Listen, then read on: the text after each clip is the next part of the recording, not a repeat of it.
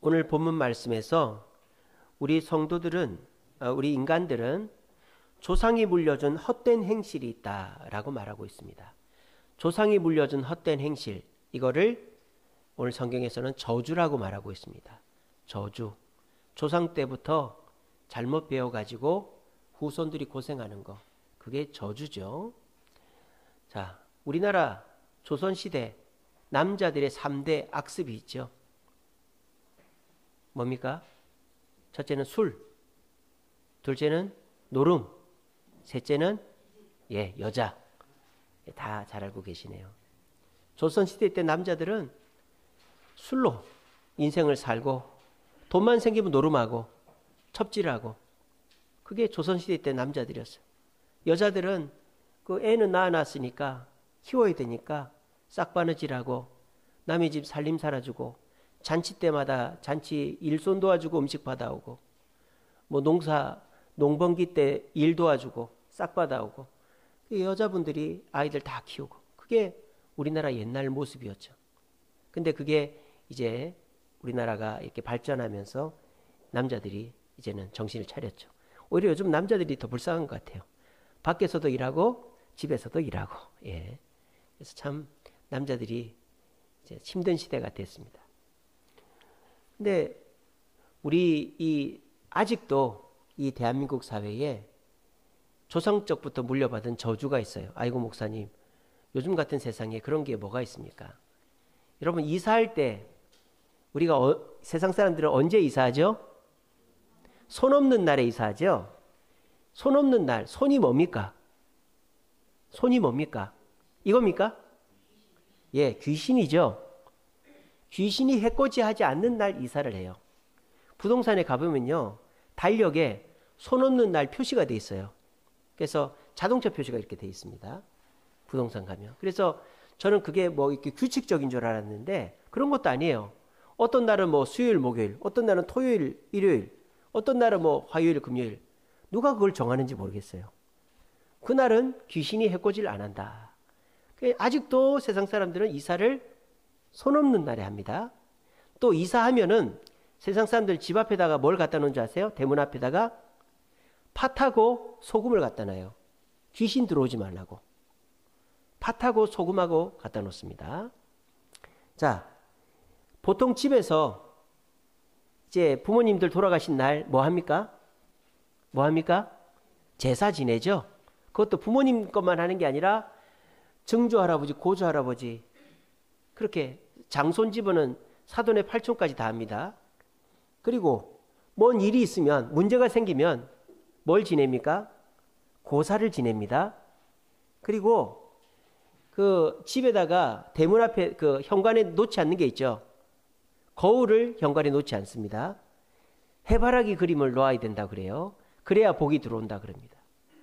자, 그리고 사람들 서로 물어볼 때 띠를 물어봅니다. 그죠? 저는 토끼띠거든요. 그러니까 저보고 토끼띠니까 뭐 성격이 아주 뭐 민첩하겠네, 뭐 그렇게 얘기합니다. 저는 굉장히 민첩하지 않은데 토끼띠래요. 저희 새아는 호랑이띠예요. 저희 집 딸애가. 그것도 백호랑이띠입니다. 그러니까 새아는 다른 사람들이 보면은 애 되게 무섭겠다 오해를 해요. 백호랑이띠. 그러니까 띠 가지고 사람을 평가합니다. 또 사람을 딱 만나면 사주 팔자를 물어보죠. 사주가 뭐냐. 결혼을 하려면 궁합을 봅니다. 사주를 가지고 궁합을 봅니다. 또 29, 39, 49, 59을 뭐라 그래요? 아홉수를 뭐라 그래요? 삼재라고 그러죠. 세 가지 재앙이 동시에 일어난다 그래서 삼재라고 그러잖아요. 그래서 사람들이요, 사람을 만나면 띠를 물어보고 사주, 궁합, 삼재를 다 따집니다. 장례를 치를 때도 그렇죠. 묘자리를 어디에 써라, 또 사무제를 지내라, 사십구제를 지내라, 막 그럽니다. 그러니까 아닌 것 같아도 사람들은 몰라요. 그게 저주인지, 거기에 묶여있는 게 얼마나 불편한지 몰라요. 우리는 알죠. 왜? 우리는 그런 거 안 따지니까. 우리는 손 없는 날 안 따집니다. 우리 제사 안 지냅니다. 우리는 사주궁합 안 봅니다. 우리는 사십구제 안 지냅니다. 우리는 이제 그런 거 안 하니까 얼마나 편한지 몰라요. 근데 세상 사람들은 아직도 그런 거에 매여 있다 이 말이에요. 아이고 목사님, 요즘에 그런 거 안 따집니다. 요즘 젊은 애들 그런 거 안 따집니다. 요즘 젊은 애들이 따지는 거 제가 하나 말씀드릴까요? 요즘 젊은 애들도요, 저주에 묶여 있어요. 뭔지 아십니까? MBTI입니다. MBTI.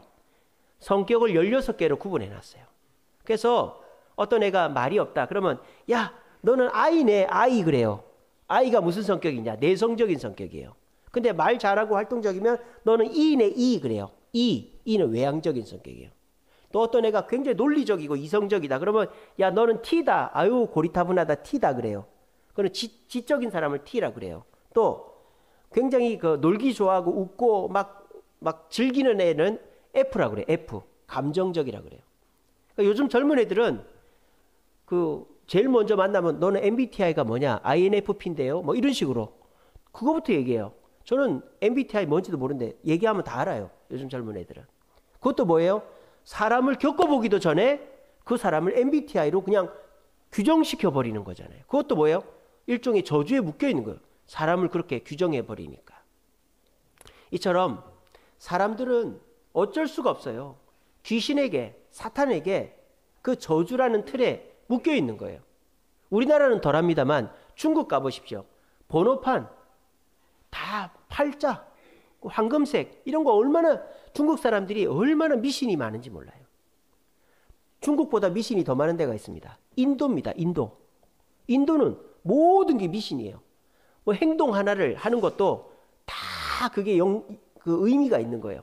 행동 하나도 조심해야 되는 거예요. 그러니까 우리가 뭐 안 그런 것 같아도 사람들은 다 저주에 묶여 있는 거예요. 그거를 세상 사람들은 모르죠. 왜? 자기들은 그거를 그냥 그대로 당연히 해야 되는 줄 아니까. 근데 예수 믿는 저와 여러분들은 어떻습니까? 그런 거 안 해도 아무 벌을 받지 않죠. 해가 없어요. 그러니까 훨씬 편하고 자유롭게 사는 거예요. 우리 추성식 집사님이 그렇지 않습니까? 우리 추 집사님이 포천에 공장을 하고 계십니다. 근데 원래 그 공장이 건물이 다 지어져 있었는데 뭐 공장에 들어오면은 망해서 가고 막 그러는 거예요. 왠 줄 아세요? 그 공장 터가 원래 묘자리였대요. 그러니까 사람들은 그런 거 다 따지잖아요. 묘자리에다가 집도 지으면 안 되고 공장도 하면 안 된대요. 그래서 거기 들어오는 사람마다 공장 짓고 망하고 그랬는데 우리 추성식 집사님이 거기를 싸게 산 거예요. 근데 지금 어떻게 됐죠? 망했습니까?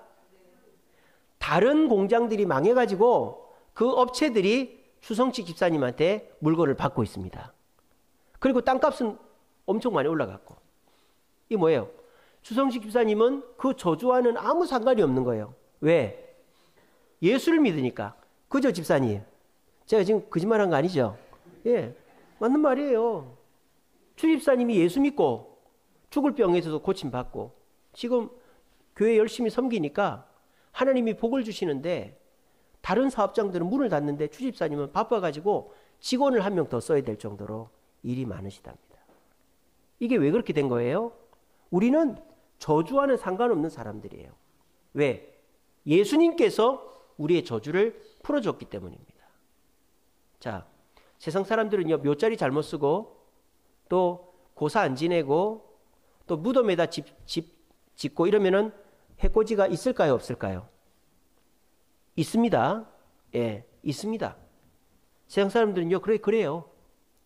근데 우리는 그게 진짜건 아니건 상관없이 우리는 묘자리에다 집을 사고 공장을 짓고 제사 안 지내고 사십구제 안 지내고 고사 안 지내도 해코지가 있을까요, 없을까요?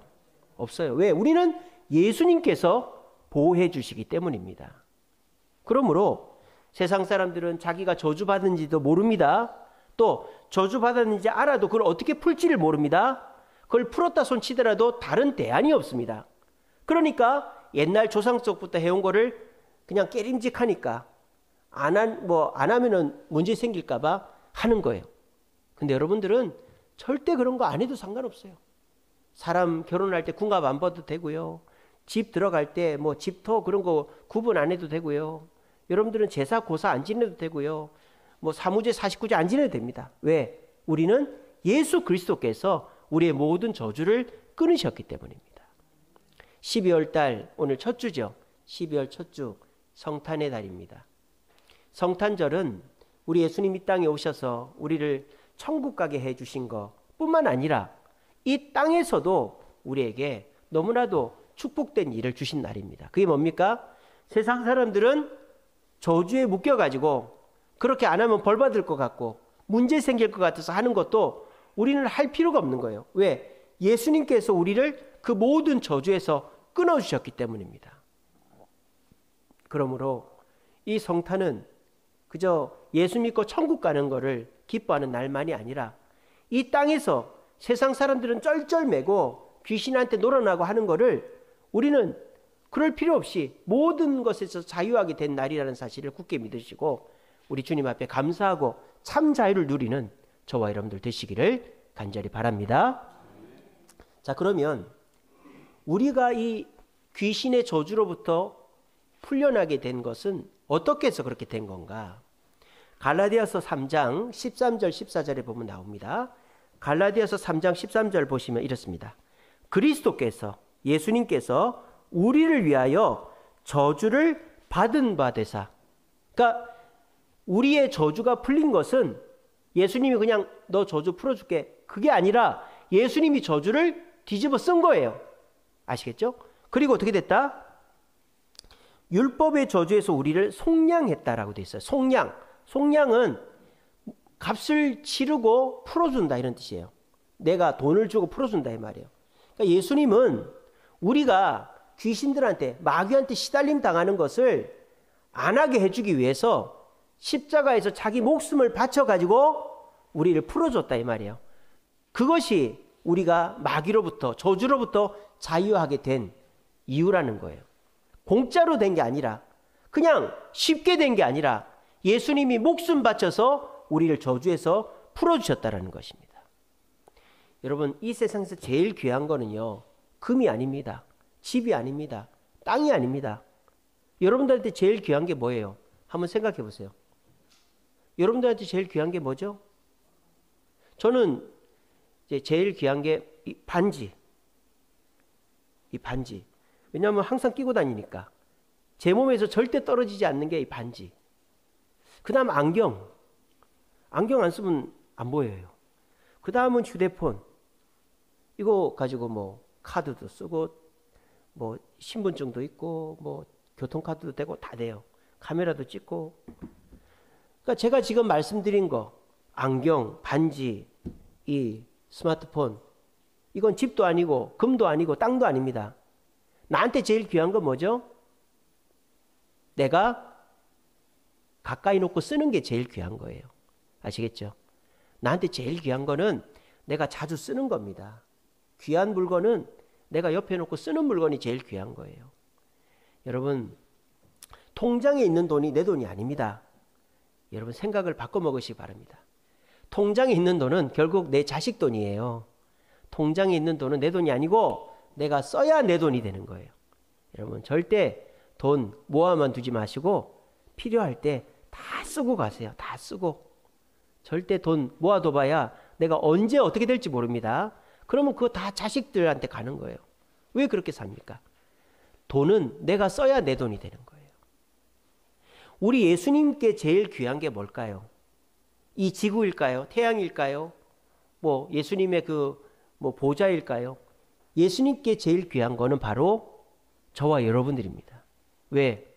목숨 바쳐서 우리를 구원했기 때문이죠. 예수님이 목숨을 바쳐서 우리를 저주에서 풀어주셨기 때문입니다. 그러니까 여러분들은 절대 두려워할 필요가 없어요. 걱정할 필요가 없어요. 예수님은 여러분들을 가장 귀하게 생각하기 때문에 여러분들이 위험하고 문제 생기고 어려움이 있을 때 여러분들의 그 문제를 누구보다도 관심 있게 보고 해결해 주시는 줄로 믿으시기를 바랍니다. 그걸 믿으면요 두려워할 필요가 없습니다. 두려워할 필요가 없어요. 예수님이 여기 한 사람 한 사람을 위해서 죽으셨는데 목숨을 바쳐서 구한 여러분들을 예수님이 가볍게 대하겠습니까? 여러분들은 이 세상 예수님 눈에는 이 세상 그 무엇보다 귀한 존재예요. 내가 나이가 많고 병들고 뭐 능력이 없고 돈이 없고 상관없어요. 한 영혼 한 영혼이 예수님을 믿고 예수님이 나의 구주 되심을 고백하는 자라면 예수님은 여러분들을 이 세상 그 무엇보다도 소중하게 생각하는 거예요. 그래서 예수님이 여러분들이 당하는 그 저주, 아이고 저놈이 또 마귀한테 시달림 당하는구나, 저놈이 또 마귀 때문에 고생하는구나, 그래서 예수님이 여러분들의 그 시달림을 다 뒤집어 쓰고 십자가에 죽으셔서 우리는 저주에서 자유롭게 된 것입니다. 그러므로 여러분들은 이 12월 달 보내면서 예수님을 자꾸 생각하시기 바랍니다. 예수님을 묵상하시기 바랍니다. 예수님이 내 죄를 위해 죽으셨기 때문에 나는 이 세상 사람들이 벌벌 떠는 그런 뭐 이상한 거 안 따라 해도 되고 나는 편하게 살면 된다. 그 마음 가지시고 편하게 사시고, 그리고 그때마다 나는 제사 안 지내서 감사하다, 고사 안 지내서 감사하다, 띠 사주궁합, 그리고 뭐 MBTI, 뭐 손 없는 날 이런 거 상관없이 살아서 감사하다, 그렇게 생각하면서 이 땅의 저주와 상관없이 우리를 자유케 해주신 주님께 감사하는 12월 한 달 되시기를 간절히 바랍니다. 자, 그렇게 우리를 저주에서 풀어주신 그 풀어주신 은혜가, 참 자유가 구체적으로 뭐냐? 14절에 나옵니다. 14절에 이렇게 되어 있습니다. 갈라디아서 3장 14절. 이는 그리스도 예수 안에서 아브라함의 복이 이방인에게 미치게 하고, 아브라함의 복이 이방인에게 미쳤다. 이게 이제 그 뒤에 똑같은 말이 반복됩니다. 또 우리로 하여금 믿음으로 말미암아 성령의 약속을 받게 하려 함이라. 우리가 예수님을 믿어서 성령의 약속을 받았다라는 거예요. 그럼 성령의 약속이 뭐냐? 뭐 다른 거를 말하는 게 아니에요. 아브라함의 복을 말하는 거예요. 아브라함의 복은 뭡니까? 우리 주님께서 우리와 함께 하셔서 주님의 돌보심과 은혜를 말하는 거예요. 이거는 뭐 어떤 구체적인 걸 말하는 게 아니라 예수 믿어서 받는 복, 이거를 성령의 약속이다, 이렇게 표현해 놓은 거예요. 저와 여러분들이 예수를 믿음으로 하나님의 돌봄과 인도하심을 받게 되었다는 것입니다. 이게 왜 중요하냐? 세상 사람들은요, 손 없는 날에 이사해야 되고, 제사를 지내고 고사를 지내야 되고, 사주궁합을 물어봐야 되고, 사십구제를 지내야 됩니다. 왜? 안 그러면 내가 해코지 당할까봐, 내가 우환이 있을까봐 그렇게 합니다. 다른 대안이 없어요. 근데 우리는 그렇게 안 해도 돼요. 그리고 그렇게 안 하고 다르게 하는 방법이 있어요. 그거 성령께서 가르쳐 주신다는 거예요. 여러분, 술 먹는 사람이 술 끊고 싶을까요? 안 끊고 싶을까요? 그렇죠. 술 먹는 사람이요, 처음에는 맛있게 먹어도 나중에 술 다 끊고 싶습니다. 다들 하는 말이, 술, 담배 하는 분들이 새해가 되면 나 술 끊어야지, 담배 끊어야지, 다 그렇게 합니다. 근데 왜 못 끊는지 아세요? 그 술보다 더 좋은 걸 못 만나서 그런 거예요. 만약에 내가 사랑하는 자식이 정색을 하고 아빠 담배 안 끊으면 나 아빠라고 안 부를 거야, 그러면 담배 끊습니다. 왜? 내가 사랑하는 내 자식이 담배를 끊으라고 하는데, 또 내가 사랑하는 마누라가 당신 술 안 끊으면 이혼해, 그러면 술 끊죠. 겁이 나서라도. 그러니까 사람이 술 끊고 담배 끊고 노루 끊고 하는 거는 내가 그거보다 더 좋은 거를 만나면 끊게 돼 있고, 그거보다 무서운 게 나타나면 끊게 돼 있어요. 그리고 도둑질도 마찬가지입니다. 도둑질하는 사람이 도둑질 그만하고 싶을까요? 계속 하고 싶을까요? 그만하고 싶습니다. 감옥 갔다 온 사람이 나쁜 짓 계속 하고 싶을까요? 안 하고 싶을까요? 안 하고 싶습니다. 감옥 갔다 오면요, 안 하고 싶습니다. 근데 왜 또 나쁜 짓을 할까요? 다른 대안이 없기 때문입니다. 내가 도둑질을 안 하고 먹고 살 수 있는 방법이 없기 때문에 도둑질을 하는 거예요. 근데 만약에 도둑질 안 하고 먹고 살 수 있는 방법이 있으면 도둑질 안 합니다. 근데 그게 쉽지가 않다라는 거예요. 누가 가르쳐 주지도 않고 그 일에 적응하기도 쉽지도 않고.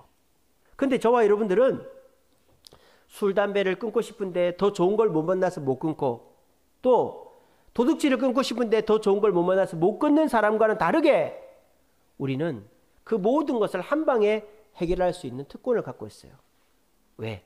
우리는 누구를 만났기 때문에? 예수님을 만났기 때문입니다. 자, 세상 사람들은요, 손 없는 날에 이사해야 됩니다. 우리는 어떻게 하면 됩니까? 예수님, 제가 언제 이사하면 될까요? 물어보면 돼요. 세상 사람들은요, 제사 지내고 고사 지냅니다. 근데 우리는 어떻게 하면 됩니까? 주님, 부모님들한테 어떻게 잘하면 될까요? 기도하면 됩니다. 세상 사람들은요, 결혼할 때 사주궁합 봅니다. 우리는 어떻게 하면 됩니까? 주님, 이 결혼을 하면 됩니까? 안 하면 됩니까? 물어보면 됩니다. 세상 사람들은 사무제 49제 지냅니다. 묘자리 어디 있어있는지 물어봅니다. 우리는 주님, 장례 어떻게 할까요? 물어보면 됩니다. 우리는 여러 가지 방법을 다 알 필요가 없어요. 한 가지 방법만 알고 하면 돼요. 그게 뭡니까? 기도만 하면 돼요. 여러분들은 예수님이 보내신 그 성령께 기도만 하면 여러분들이 복잡하게 그때 해야 될 일 상관없이 주님이 시키는 대로만 하면 된다는 것입니다. 이게 뭡니까? 참 자유죠. 참 자유. 뭐를 해도 한 번에 해결될 수 있는 참 자유가 주님 안에 있다는 것입니다. 이거는 해본 사람만 압니다. 여러분들이 기도라는 걸 해서 응답을 받아본 분들은 그 기도의 맛을 느낍니다. 그리고 계속 기도하게 됩니다. 그리고 내가 기도하기 힘들면 기도할 줄 아는 사람, 새벽 기도하는 사람한테 부탁을 하죠.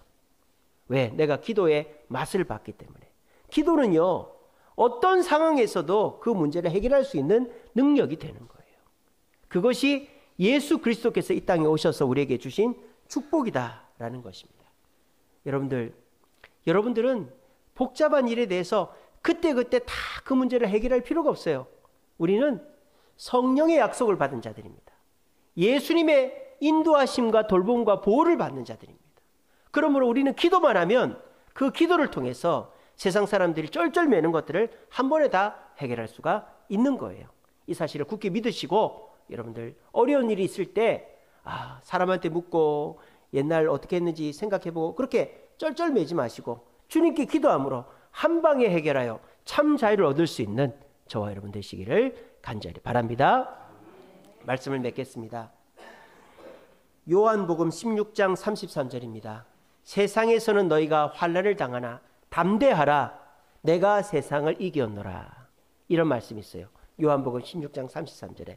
자, 여기에서 세상에서는 너희가 환난을 당하나, 여기서 세상에서는 너희는 여러분들, 저와 여러분들을 말하는 거예요. 근데 내가 이겼노라, 내가 세상을 이겼노라 할 때 내는 누구예요? 예수님이에요. 우리가 아니에요. 그러니까 이게 무슨 말입니까? 예수님이 환난 속에서 승리하셨다 이 말입니다. 그러므로 너희들도 승리하게 된다라고 말씀하시는 거예요. 여러분, 우리가 천국은요, 죽어서 가는 천국만 있는 게 아니에요. 이 땅에서 천국을 누릴 수 있다고 제가 주중에 말씀 묵상으로 보내드렸죠. 천국이 여기 있다 저기 있다 말하지 말고 우리 마음 안에 있다 그랬어요. 그러니까 천국은 이 땅에서 누릴 수 있습니다.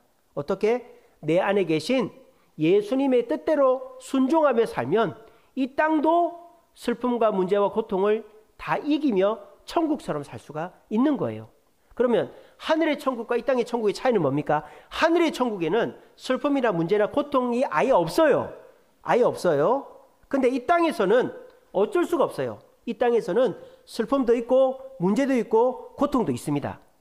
근데 우리 주님이 뭐라고 약속하십니까? 환난을 당하나 슬픔과 문제와 고통이 있지만 어떻게 된다? 내가 세상을 이긴 것처럼 너희도 이기게 해주겠다라고 요한복음 16장 33절에서 말씀하고 있는 것입니다. 이것을 믿으면 어떻게 됩니까? 문제가 10개가 와도 10개가 다 해결이 되는 것입니다. 근데 세상 사람들 보세요. 우리들보다 돈 많고 몸 건강하고 가정 평안하면 문제가 별로 없겠죠. 근데 그런 사람들이요, 100% 문제가 없이 살 수 있을까요? 아닙니다. 부자도, 대통령도, 권력자도, 연예인도 문제가 아예 없는 사람은 없어요. 근데 중요한 것은 문제가 별로 없다가 한두 개 딱 생기면요, 엄청 괴롭습니다. 문제를 해결해 본 경험이 없는 사람들은 엄청 괴로워요.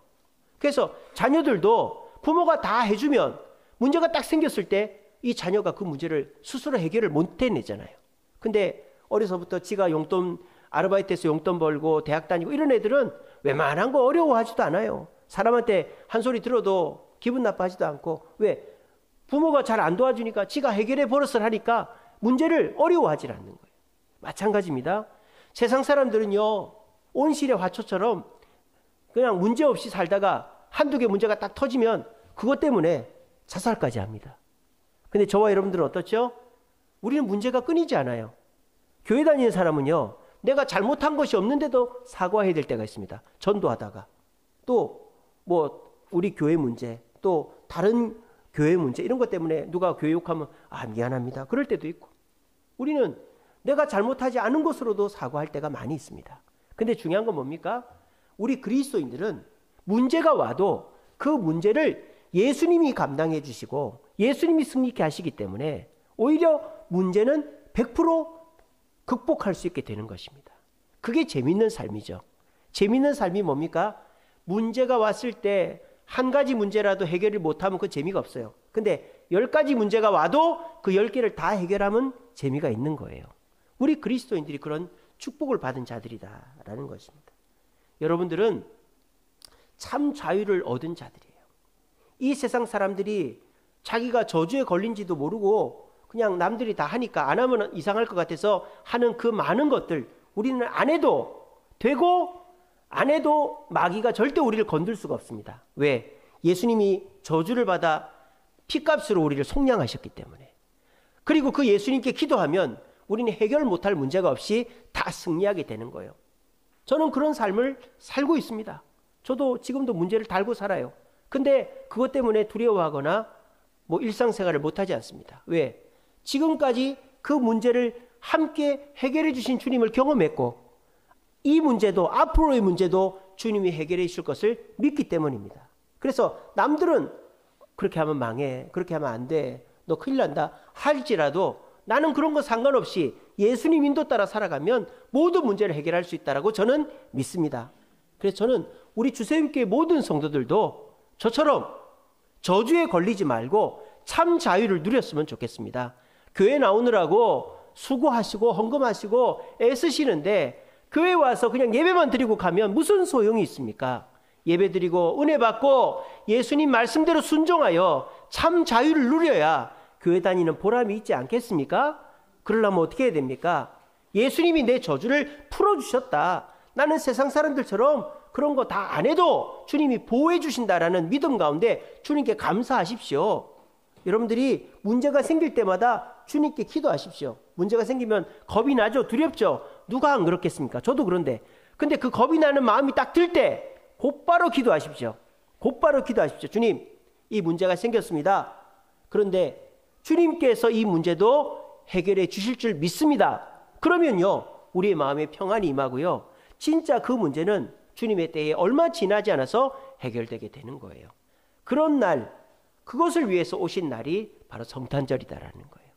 여러분 12월 한 달 동안 특별히 예수님을 더 묵상하시면서 감사하시기 바랍니다. 나를 위해서 이 땅에 오신 예수님, 나의 죄를 속량해 주신 예수님 감사하다. 저주를 뒤집어 쓰고 십자가에 죽으신 예수님 감사하다. 그러시고 그 예수님께 성령의 약속을 믿고 기도하면 세상 사람들은 전전긍긍하는 그 모든 많은 문제들을 우리는 한 방에 기도로 다 해결할 수 있다는 사실을 믿으시고 우리 모두 예수님 안에서 참 자유를 누리는 12월 한 달 되시기를 간절히 바랍니다.